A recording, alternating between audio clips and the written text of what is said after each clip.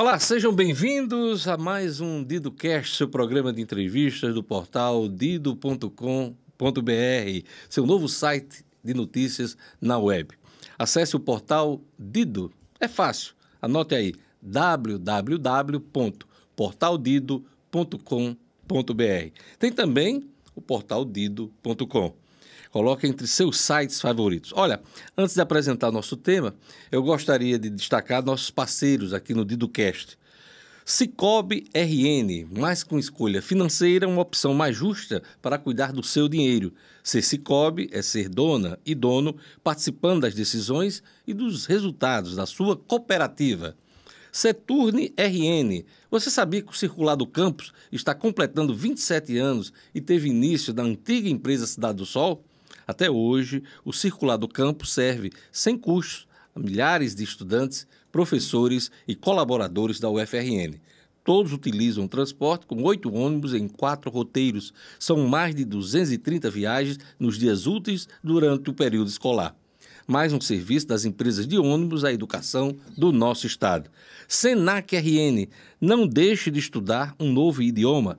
No Senac RN você aprende inglês, espanhol, francês, alemão ou italiano. Se você ainda não é aluno Senac, fique ligado, hein? Planeje seu futuro e amplie suas oportunidades de trabalho. Acesse www.rn.senac.br ou entre em contato pelo telefone, que também é o WhatsApp, 4005-1000. 4005-1000. O tema deste episódio é a eleição para senador da República. Estamos na série de entrevistas com os candidatos ao Senado no Rio Grande do Norte. Vamos apresentar nosso convidado.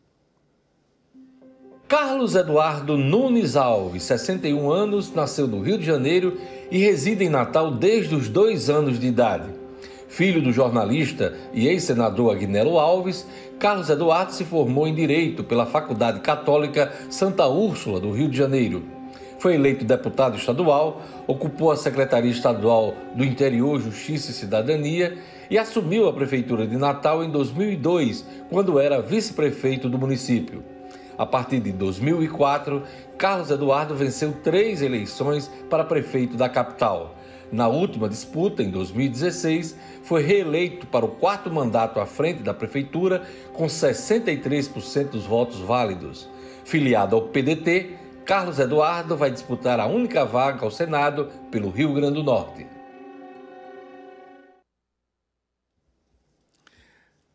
Candidato, muito obrigado por sua presença aqui no nosso programa. É um prazer recebê-lo aqui.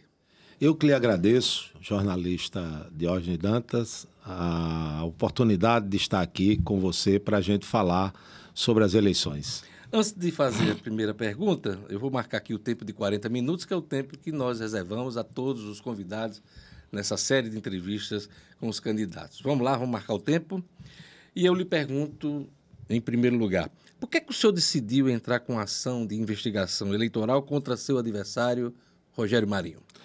Veja, Diógenes, a distribuição de recursos do governo federal para os municípios do nosso estado, ela não está obedecendo a um princípio republicano, né? Por exemplo, para ser bem prático, o município de Santo Tomé recebeu 6 milhões de reais, com 10 mil habitantes.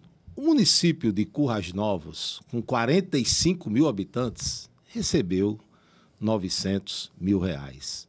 Então, recurso, quando a gente fala, é dinheiro da população. E esse dinheiro da população, para ele ser gerido pelo Estado, ele tem que obedecer o princípio da transparência e da fiscalização da sociedade. Isso vem através de um mecanismo, né, já conhecido e mal conhecido como orçamento secreto. O que é o orçamento secreto? É quando o recurso, ninguém sabe o autor de quem apresenta a emenda, ninguém sabe o valor da emenda e ninguém sabe também o objeto da emenda. Então, é um recurso que, por exemplo, eu fui prefeito de Natal, os recursos que vêm do orçamento para os municípios, no caso de Natal, via Caixa Econômica. Por quê? A Caixa Econômica já dispõe de recursos humanos técnicos para fazer o acompanhamento da aplicação do recurso, a fiscalização, né, daquele recurso, né, e o orçamento secreto, além de você não conhecer o autor, não conhecer o valor e nem o objeto, passa direto para a conta dos prefeitos. E ninguém sabe qual é o critério. Então, Santo Tomé merece os 6 milhões? Merece até mais. Agora, eu quero saber por que Currais Novos, que tem mais de 4 vezes a população de Santo Tomé, só recebeu 900 mil reais. Será porque o prefeito de Currais Novos não apoia Rogério Marinho e o prefeito de Santo Tomé apoia Rogério Marinho? Essa é a investigação que precisa ser feita. O senhor aponta abuso do poder político e econômico e discriminação na distribuição de verbas e convênios, né? O senhor acabou até de explicar por quê. Não é o que todos fazem em Brasília, quando ocupam cargos no Congresso Nacional, na esplanada dos ministérios. Nós tivemos vários políticos do Rio Grande do Norte que ocuparam cargos de ministro e depois até se lançaram candidatos a cargos majoritários, governo e Senado. Isso não é uma ação de qualquer político do Estado que ocupa um cargo de grande relevância? Veja, Diógenes, eu fui prefeito na época que o presidente Lula administrava o país e a presidente Dilma governava também o país. E nunca houve discriminação nem privilégio para a prefeitura A, B, C ou D. Havia o princípio equitativo, obedecia a padrões de população, de realidade social e de realidade econômica. Isso sempre foi obedecido, né? Agora, com o Instituto do Orçamento Secreto, quebrou essa regra. E é uma regra injusta. Eu posso lhe dizer o seguinte, eu fui prefeito e realmente o bolo tributário nacional, ele é distribuído de uma forma injusta. Sabe por quê? As pessoas não moram no país, não moram no estado, as pessoas moram nas cidades. Então, os problemas do Brasil estão nas cidades. E como é dividido esse bolo tributário? Tá certo? De tudo, o município fica com 9%, 10%, o que é injusto, não é? O que é um erro grave, impossibilita o prefeito. A distribuição de recursos ela é benéfica, porque ajuda a enfrentar os problemas das pessoas. Eu, senador da República, o ano que vem, com a reforma tributária, eu vou, como prefeito, ex-prefeito, eu vou levar essa realidade, que a gente precisa mudar essa divisão injusta. Agora, o que não pode é privilegiar, é não ter critérios, o que não pode é privilegiar uns em detrimento dos outros. É desse ponto que eu queria que o senhor também discorresse aqui. A falta de transparência é um dos grandes problemas das emendas do relator, o chamado orçamento secreto. Mas trata-se hoje de uma importante ferramenta dos parlamentares para ter acesso ao orçamento da União. Aí eu lhe pergunto, caso eleito, o senhor pretende abrir mão das verbas oriundas do orçamento secreto, que é uma realidade hoje no Congresso Nacional? O meu compromisso é derrubar o orçamento secreto. Esse orçamento secreto é um orçamento para comprar votos. Não é um orçamento para levar a efeito projetos que melhorem a vida da população. Por quê? Em primeiro lugar, qual é a transparência? Não existe nenhuma transparência, né? Segundo lugar, quem define a prioridade é a prefeitura, tá certo. E o acompanhamento do órgão do governo federal, no caso, a Caixa Econômica. Nós temos que acabar o orçamento secreto. Nós temos que melhorar a situação tributária das prefeituras. Não podemos conviver com 9%, 10% nas cidades brasileiras, quando é nas cidades brasileiras que estão os problemas do povo brasileiro. Então, a gente precisa mudar essa relação. e ficar apenas com o orçamento impositivo, que é correto, aonde os deputados federais e senadores, de uma forma transparente, para ter o acompanhamento e a fiscalização da sociedade, apresente as suas emendas, dizendo que é ele o autor, dizendo qual é o valor da emenda e dizendo qual é o objeto. Qual é o objeto? Saúde, educação, infraestrutura, agricultura, tá certo? Essa transparência não existe. O orçamento secreto é apenas de um governo que está fazendo muito mal a esse país. Para terminar, Diógenes, você veja o seguinte, o Brasil este ano está, o governo federal, com apenas 44 bilhões de investimento, tá certo? É o menor nos últimos 30 anos, proporcionalmente.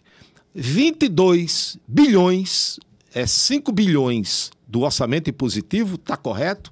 Agora, 17 bilhões é para garantir o presidente não ter o impeachment e garantir, tá certo, que os correligionários do presidente da República direcionem recursos ao seu bem-querer, tá certo, desrespeitando a necessidade da população brasileira. Pois é, e esse volume de recursos, 17 bilhões, já está previsto para o orçamento do ano que vem. E né? nós vamos eliminar isso. É escandaloso isso. Eu queria lhe perguntar ainda sobre esse assunto, para a gente mudar o tema.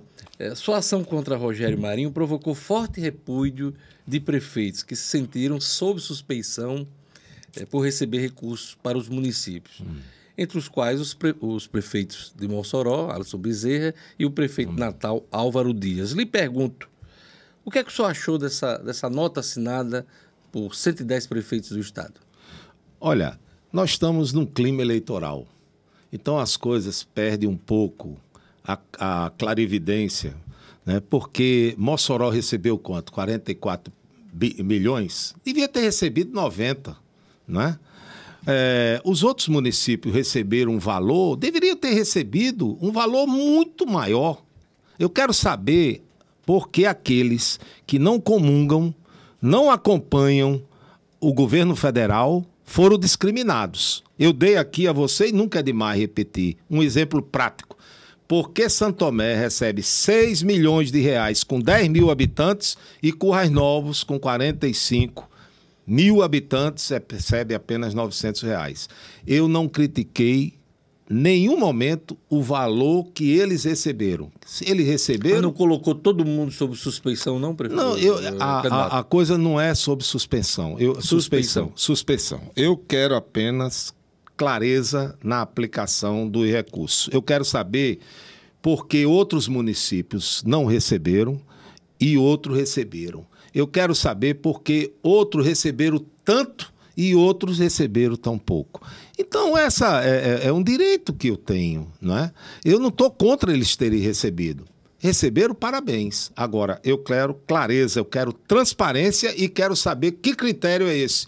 A gente já sabe que o critério, na realidade, é um critério eleitoreiro para votar no candidato do Bolsonaro aqui no Rio Grande do Norte. Seu sucessor e ex-aliado Álvaro Dias apoia Rogério Marinho para senador. Eu lhe pergunto, faltou diálogo com o prefeito Natal?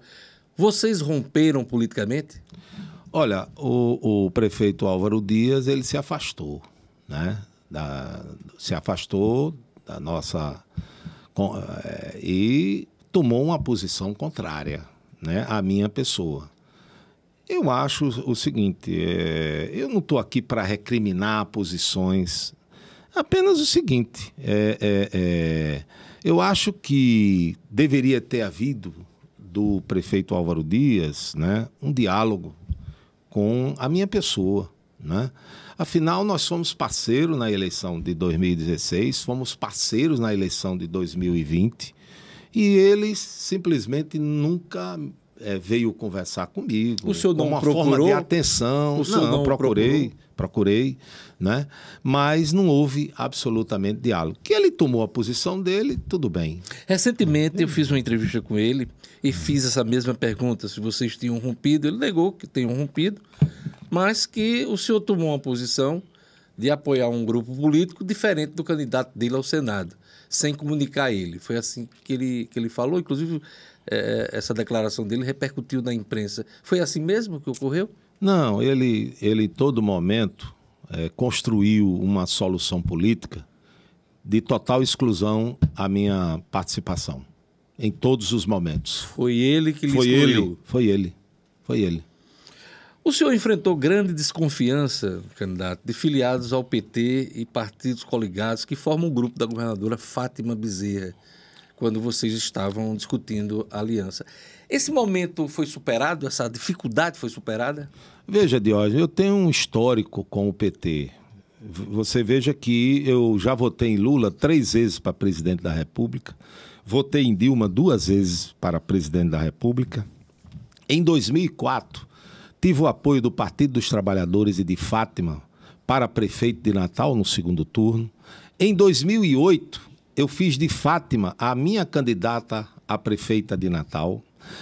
Em 2012, no segundo turno, o Partido dos Trabalhadores, todos me ajudaram a ganhar a eleição em Natal. Não foi só, Diógenes, uma parceria política, foi também uma parceria administrativa, porque o Partido dos Trabalhadores sempre indicou na nossa gestão, fez indicações de secretaria. Por exemplo, a secretária Virgínia Ferreira foi minha secretária de planejamento indicada pelo Partido dos Trabalhadores. O secretário de Saúde do Estado, Cipriano Maia, foi o nosso secretário de Saúde de Natal, apoiado, indicado pelo PT e pela então deputada Fátima Bezerra. Então há um passado de parceria política e administrativa. Então, em 2018, nós divergimos, porque eu achava que depois de 4 vezes prefeito de Natal, administrando com êxito o segundo orçamento do Rio Grande do Norte, era legítimo que eu reivindicasse o governo do Estado. Assim como, por sua vez, a senadora com um histórico muito bonito de deputada estadual, de deputada federal, de senadora, é legítimo que ela reivindicasse. Então fomos para uma disputa, acabamos nos confrontando no segundo turno, mas logo em seguida, apesar de eu ter dado um voto de confiança a Jair Bolsonaro, mas logo em seguida eu pedi desculpas, eu me arrependi por esse voto. Quem é que não erra, né, Diógenes? O senhor se arrepende de ter votado em Bolsonaro. Daqui a pouco a gente vai falar sobre Bolsonaro, sobre a possibilidade de golpe. E aí, nessa autocrítica que eu fiz e fui para o campo da oposição, nós nos encontramos de novo, eu e ela. E aí, como existia essa forte parceria política e administrativa no passado, amigos em comuns nos reaproximaram. Mas como é que o senhor explica, de todo esse histórico, ainda essa resistência de grupos ligados à governadora? Porque até a confirmação da sua candidatura, houve resistência, inclusive preferência por outros nomes dentro... Isso faz parte, Diógenes, do processo, né? Muitos queriam a candidatura do Jean, que era legítimo. Jean Paul Prats, que é o atual senador. Né? O senador Jean Paul Prats tem feito um trabalho muito bom no Senado, né? E fez um trabalho muito bom para o Rio Grande do Norte. Vai ser seu suplente, né? E ele estava reivindicando isso. E grande parte do partido queria a candidatura do Jean. Mas nesse processo de marchas e contramarchas, idas e vindas, né? O senhor andou conversando com a oposição também, né? Isso facilitou também esse trabalho de resistência, né? Mas a oposição à governadora, Fátima. Sim, a oposição... O senhor foi cogitado como candidato ao governo, sim, do grupo de oposição. A oposição, você lembra bem, lançou primeiro Tomba. E Tomba não deu certo. Lançou vários nomes. Lançou Benes, Leocádio. Não deu certo. Foram atrás de Ezequiel, não deu certo. Aí, como nada disso deu certo, eles me chamaram para ser o candidato. E me colocaram... Só admite que conversou em algum momento. Conversei e me colocaram 2 condições. Primeiro, eu tinha que deixar o PDT e ia para um partido, para o PP. Partido Progressista. Eu sou incompatível com o PP, o Partido do Centrão. Não tem nada a ver com o meu perfil político. E o segundo, o palanque era bolsonarista. Então eu disse, nem eu vou mudar de partido, e essa autocrítica, essa revisão, eu já pedi desculpas ao povo por ter apoiado. Então eu não sou eu não vou para lugar nenhum. Foi quando eles me disseram, você também não tem para não vai para lugar nenhum, porque o PT e Fátima não quer nada com você. Eu disse, não tem problema, eu fico em casa. Só que eu fui para casa, fiquei em casa e tal. E 15 dias depois, para minha surpresa até, chegou um emissário da governadora me convocando para um diálogo. E aí eu fui dialogar. Diálogo que resultou nessa candidatura. E esse diálogo resultou na nossa aliança, eu para o Senado e a governadora Fátima para a reeleição. Outro adversário seu, Rafael Mota, concorre ao Senado com um discurso de alinhamento ao PT de Lula e de Fátima Bezerra. Até que ponto o projeto do deputado federal Rafael Mota para o Senado atrapalha a sua campanha eleitoral, já que ele está tão próximo do grupo da governadora? Há controvérsias, viu? Porque quando a governadora me convidou para ser candidata ao Senado, a governadora, e eu aceitei, dei a resposta depois que aceitava, ela disse, agora eu vou conversar com os partidos aliados. Conversou com republicanos, conversou com o PV, com o PCdoB, conversou com o PSB de Rafael Mota. Ninguém fez objeção. Ao contrário, de uma forma uníssona, disseram apenas o seguinte, governadora, a senhora fez muito bem, que a senhora está tirando o seu adversário mais competitivo nessa eleição, Rafael Mota. Bom, então a governadora me chama e disse, agora eu vou a São Paulo, conversar com Gleice Halffmann, o diretório nacional, e conversar com Lula, comunicar a nossa aliança, porque aqui está resolvido com os partidos. E assim ela fez. Foi, comunicou, e o partido, e tanto o presidente Lula, convalidou, coanistou... Deram aval. Deram aval. Né? Apenas Lula pediu que Jean Paul Prats fosse o meu primeiro suplente. Um pedido de Lula. Pedido de Lula. Né? E Fátima disse, me ajude nisso. Porque Jean queria ser, está um pouco afastado e tal. E Lula disse, deixa que eu resolvo. E quem resolveu foi Lula. Conversou com Jean e disse, olha, você tem que ser o primeiro suplente do Carlos Eduardo. Né? E assim foi feito. A governadora volta, me comunica que foi tudo certo, tudo bem, anuncia e um mês depois o deputado federal Rafael, sem conversar com ninguém, tá certo, se lança candidato ao Senado. Então ele está sendo candidato à revelia dentro do grupo? Tudo. Tanto que a governadora chamou e disse, o que é isso? O que é isso? Você não por que não me disse que era candidato lá atrás? Depois que tudo está pronto, tudo está lançado, aí você aparece candidato sem conversar com ninguém? Isso não pode acontecer. Não, é porque, segundo o Rafael, na conversa, disse, não, é porque o povo não quer votar nos dois. Aí a governadora disse, não é verdade, porque nós temos pesquisa e Carlos Eduardo está muito bem situado para o Senado. Mas a pergunta né? é... Aí depois vem o seguinte, você veja aí a trajetória de Rafael. Rafael, do PSB, aliado de Lula. Mas na hora que o PT estava em baixa, na hora que o PT estava enfrentando a sua pior crise, que foi o impeachment de Dilma, o que fez Rafael? Foi para a tribuna da Câmara, fez um discurso defendendo a admissibilidade do impeachment e, na votação do impeachment, Rafael não só votou pelo impeachment de Dilma, como fez um discurso dizendo que o PT, que Dilma deveria ser impedida porque estava impossibilitada de governar o Brasil. Então o que é, Rafael? Agora o PT está de cima. Quer dizer, o PT quando Mas nessa situação do Rafael, outros políticos que estão hoje, aliás, a governadora, também votaram pelo impeachment da Dilma. Que né? não é o meu caso. O meu partido foi até o fim com Dilma, né? Votando. Não é o meu caso. Aí você veja o seguinte... Quando o PT está de cima, Rafael está com o PT. Quando o PT está de baixo, Rafael está contra o PT. E outro episódio, depois de tudo, ele foi atrás do senador Stevenson, tá certo? E o senador Stevenson, inclusive, gravou a conversa, dizendo que queria ser o senador dele? Stevenson. A imprensa divulgou isso largamente. Queria ser o senador em aliança com ele para derrotar Fátima e derrotar Carlos Eduardo. Só que o Stevenson não confia nele, não confiou nele, disse, olha, com você eu não quero conversa. Nem quero aliança, nem quero conversa. E a conversa, inclusive, está gravada. tá certo? E aí o Rafael passou aí uns 15 dias mergulhado. Tá, mas só para a gente terminar esse ponto, até que ponto atrapalha a presença dele, se colocando como candidato de Lula também aqui do Rio Grande do Norte, próximo ao grupo da governadora? Olha, até que ponto atrapalha a sua campanha?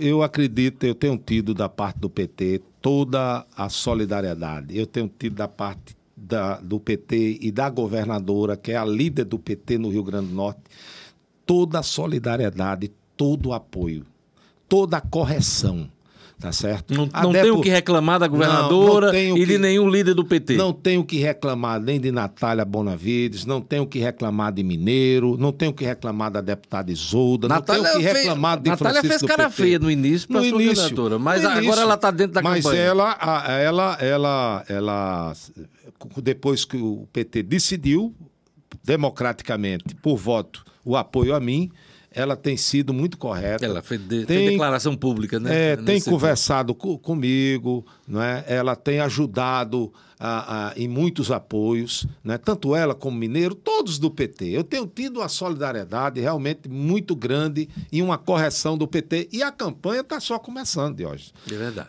Temos aí 42 dias, que vai ser os dias mais intensos de campanha, né? E você vai ver que o PT está apoiando a nossa candidatura. Candidato, o senhor é dirigente estadual do PDT e seu partido tem um candidato à presidência da República, Ciro Gomes. O senhor vai votar em Ciro ou já vai votar em Lula no primeiro turno da eleição? Qual é a sua posição nessa história? Diógenes, é preciso primeiro a gente ver o contexto dessa eleição. Ela está muito misturada. Por exemplo, Rogério Marinho, bolsonarista raiz, está com uma série de apoios com Fátima, né? Com Fátima e Lula, tá certo? Você chega no interior, tem prefeitos, tem lideranças políticas que tá com Rogério, com Fátima e com Lula, tá certo? Da mesma forma, com Rafael, tem pessoas, lideranças políticas que estão com Rafael, que estão com Bolsonaro, estão com Fátima, estão com Fábio.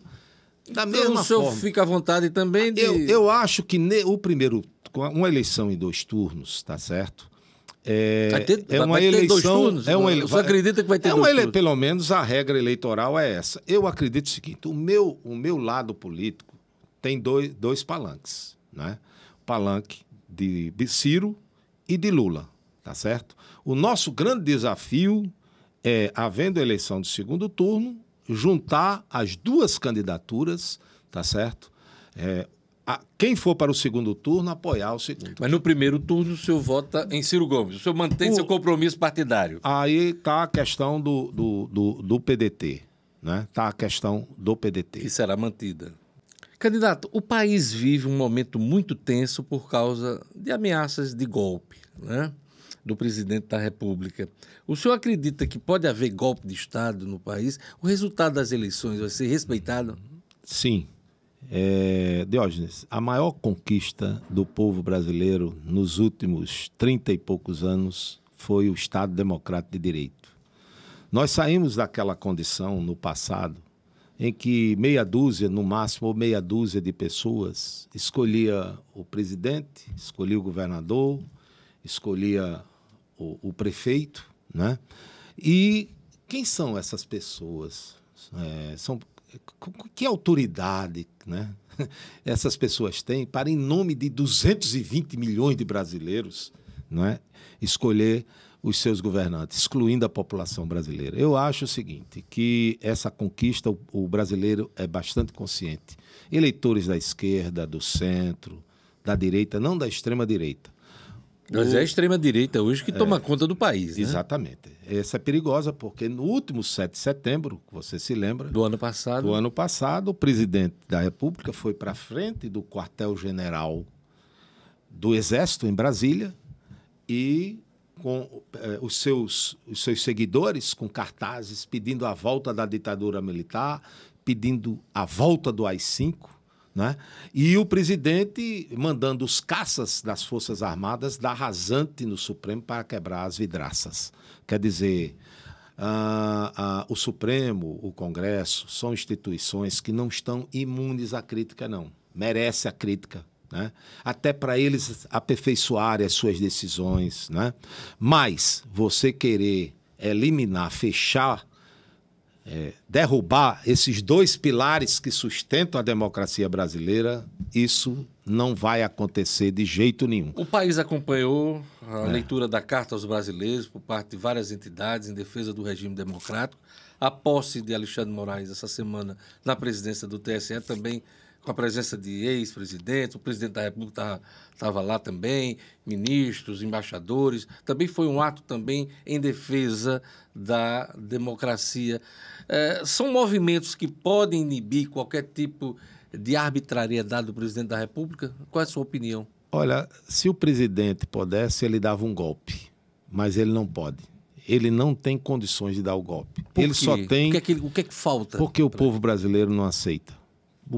A sociedade civil brasileira organizada não aceita esse retrocesso, tá certo? Não aceita esse retrocesso.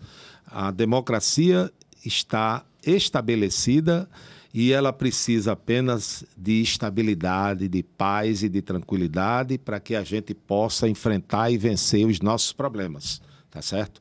Eu não acredito nesse retrocesso. Não há clima para isso, não há condições para isso. O senhor falou no 7 de setembro do ano passado, mas o presidente está convocando aí a militância dele, os apoiadores, para um 7 de setembro histórico, que, segundo ele, vai ser o último. O que é que o senhor espera desse 7 de setembro? Olha, eu espero que o presidente elogie a democracia, diga que a democracia é uma conquista do povo brasileiro, né? E que longe de uma ameaça ao regime democrático, né? Até porque o presidente, segundo pesquisas que eu já tive acesso, quando ele ataca a democracia, ele cai nas pesquisas, é um item de desaprovação muito grande. Me parece que mais de 80% da população brasileira são convencidos de que a preservação do regime democrático é como a gente pode construir um país melhor. Candidato, caso seja eleito senador da República pelo Rio Grande do Norte, qual será a sua prioridade? Qual é o tema que terá sua atenção desde o início do mandato? Veja, Diógenes, eu sou um homem público que desejo e defenderei um Brasil com mais consciência ambiental. Eu serei um senador da República que defenderei mais investimentos em educação de qualidade, expandir mais o ProUni, aumentar o sistema de cotas. Eu serei um senador da República em que haja responsabilidade com a saúde da população. Um senador da República que defenda impostos mais justos nesse país, que defenda um Estado laico, tá certo? Eu tenho essas ideias, é isso que me empolga na vida pública, né? Então é mais ou menos esses princípios, essas causas que eu vou defender no Congresso Nacional. Da sua experiência de prefeito de Natal, gestões inclusive reconhecidas, populares aqui da capital, o que é que o senhor leva para essa experiência em caso de eleição ao Senado? Olha, Diógenes, eu levo a experiência na educação, viu? O FNDE, Fundo Nacional de Desenvolvimento da Educação, foi contaminado agora pela questão política, né? A gente viu um ministro sair porque estavam cobrando liberação de recursos em troca de barra de ouro, pelo amor de Deus. Nós já vamos no 6º ministro da Educação e a descontinuidade administrativa eu conheço como gestor. Isso é muito ruim, né? Então, há retrocesso na educação, há retrocesso na saúde, há retrocesso na cultura, tá certo? Há retrocesso na ciência, tecnologia e inovação, né? O que cresceu nesse país foi o incentivo a armas, foi o orçamento do Ministério da Defesa, tá certo? Que eu não sei para que isso, né? Em detrimento de cortes na educação, na saúde, na ciência e tecnologia, na cultura, tá certo? Há um retrocesso nesse país, há um desgoverno no país. Então, eu acredito o seguinte, que como gestor, eu sei da importância da educação. Sem educação, não adianta você, por exemplo, vamos industrializar. Como se você não tem educação de qualidade? Né? A saúde, Diógenes, é caro. E a saúde precisa de investimentos. Né? A gente precisa, por exemplo, interiorizar as unidades de pronto atendimento. Eu fiz 4 em Natal.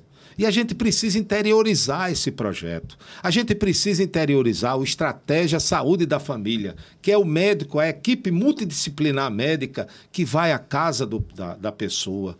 Né? A gente precisa de mais médicos, de mais medicamentos e de mais hospitais nesse país. Esse país só vai ser um país justo quando o cidadão mais simples do Brasil frequentar o mesmo hospital que o presidente da República. Aí você dizer, isso é uma quimera. Não. A França é assim, a Alemanha é assim, a Holanda é assim. Portugal está chegando nesse estágio. E por que a gente não consegue chegar a esse estágio? Tá certo? Nós precisamos de governos sem nenhuma concessão ao populismo, à demagogia, de governos sérios. Tá certo? Que pelo menos as prioridades de educação e de saúde, tá certo? Seja garantida à população, porque é a partir daí que as pessoas... Aí você tem que ter política habitacional, você tem que ter política de geração de emprego e renda, né? Eu, por exemplo, defendo aqui no Rio Grande do Norte uma obra síntese, que é o porto que nós precisamos. Diógenes, o Rio Grande do Norte... Um novo porto aqui no Rio Grande do Norte. Um porto no Rio Grande do Norte. Você veja o que Pecém possibilitou ao Ceará, o que Suape possibilitou a Pernambuco, tá certo? Você vai na Europa, você vai nos Estados Unidos, não há nenhuma cidade que não tenha um porto. A atual governadora está prometendo construir um porto-indústria, inclusive vai ser em Caiçara do Norte. Caiçara do Norte. É por aí o caminho é esse? Veja, o caminho foi ditado por uma comissão técnica que estudou Touros, Porto do Mangue e Caiçara do Norte. Me parece que essa comissão de técnicos decidiram por Caiçara do Norte. E, na realidade, Diógenes, é o que nós precisamos para fazermos o intercâmbio comercial com o Brasil e com o mundo. Eu, como prefeito, eu frequentei a Fiesp, a Fiesp em São Paulo, a Fijan no Rio de Janeiro. Eu fui a Minas Gerais. Eu tinha uma pergunta sempre: por que vocês não vão botar suas indústrias no Rio Grande do Norte? E ele dizia, olha, porque vocês só têm o modal rodoviário. O modal rodoviário é economicamente, tá certo, deficitário. Inviável economicamente. Vocês precisam de um porto, já que a malha ferroviária foi destruída e é muito mais caro do que um porto, vocês precisam ter um porto, porque, veja bem, Diógenes, um navio de grande calado, ele transporta o que 400 caminhões transporta pelas estradas do Brasil, tá certo? Além do navio ultrapassar os limites do Brasil e ir para o exterior. Então, como é que o industrial vai trazer a sua indústria para o Rio Grande do Norte se ele não tem como escoar a sua produção? Então, a nossa economia ela está estagnada. E logo num estado de tantas riquezas naturais. Diógenes, nós temos gás, petróleo, fruticultura, nós temos o maior litoral, maior do que a Bahia, tá certo? 400 quilômetros de litoral. Nós temos minérios, nós temos sal, nós temos barrilha, nós temos a energia eólica, agora vem a energia voltaica, que é a energia do sol. Nós temos riquezas naturais. O nosso desafio no Rio Grande do Norte é transformar essas riquezas naturais em oportunidades de trabalho e salário para a nossa gente e divisas para o Estado. E agora a governadora se aproxima dessa decisão do Porto, tá certo? E terá em mim, no Senado da República, um grande aliado para a gente fazer valer essa obra que vai, finalmente, até que enfim, antes tarde do que nunca, tá certo? Fazer o intercâmbio comercial e econômico do Rio Grande do Norte com o Brasil e com o mundo. Para encerrar, nosso tempo está chegando ao final, nos 40 minutos, eu lhe pergunto, há muito tempo o Rio Grande do Norte perdeu a capacidade de investimento. Há vários governos. E os últimos governadores viraram gerente de folha de pagamento. A própria governadora aí, apesar de algum investimento em parceria com o Banco mundial, teve que cuidar de um estoque de dívida com salários e também com fornecedores ao longo do seu mandato. Como senador, caso eleito, o que é que o senhor pode ajudar nessa discussão para melhorar o Rio Grande do Norte do ponto de vista econômico? O senhor tem alguma ideia? Vai ser discutir uma reforma tributária? O que é que o senhor tem aí para apresentar ao povo do Rio Grande do Norte? Duas reformas serão inevitavelmente discutidas no Congresso Nacional com reflexo nos estados brasileiros. A reforma tributária e a reforma administrativa. Essa nunca saiu do papel, a tributária, porque há 30 anos eu acompanho a política e o Congresso Nacional em Brasília, ela nunca avança. Entra governo, sai governo, isso é discurso de política em época de campanha. Mas o senhor acha que sai do papel? Há um consenso no Brasil hoje, de gregos e troianos, né?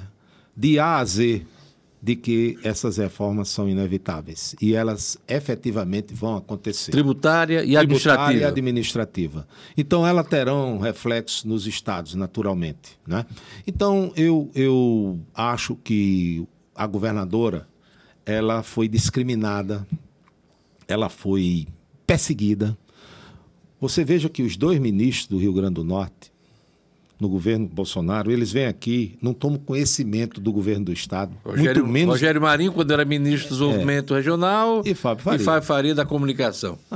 Não tomam conhecimento da governadora Fátima, do governo do Estado. Nunca buscaram uma parceria.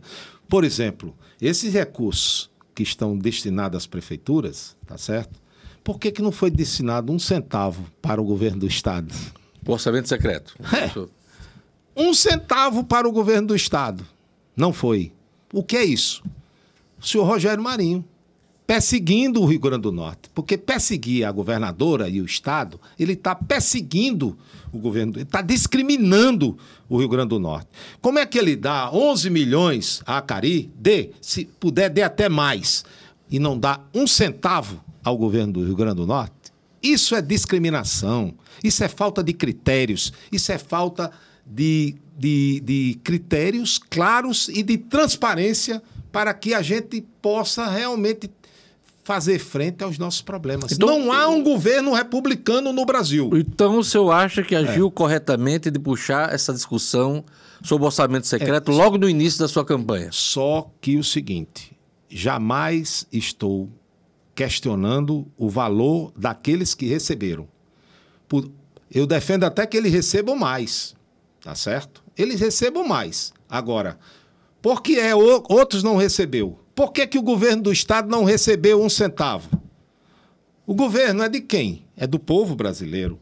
O governo tem que ser republicano. Não pode ser apenas o governo para apoiar correligionários com o dinheiro da população. Tá certo? Isso não. Os prefeitos receberam parabéns.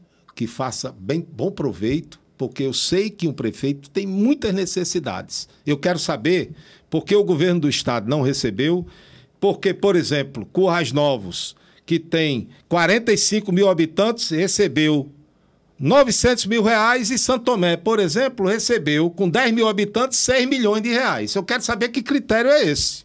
Tá certo? Isso a gente tem que ter coragem para questionar, porque esse é o dinheiro da nação que é um dinheiro sério, que tem que ser realmente gerido com transparência, tá certo? Com correção e com o foco em resolver os problemas da nação. Olha, eu gostaria de agradecer a presença do candidato Carlos Eduardo Alves aqui no nosso programa, no DidoCast. Obrigado, candidato. Já completamos aqui o tempo de 40 minutos e abordamos os principais temas desse início de campanha eleitoral, dessa jornada, no caso dele, candidato ao Senado. Muito obrigado por sua presença aqui no nosso programa. Obrigado, jornalista Diógenes Dantas. Parabéns pelo programa e desejar essa oportunidade para que os candidatos falem aquilo que pensam e aquilo que pretendem para o Rio Grande do Norte e para o Brasil.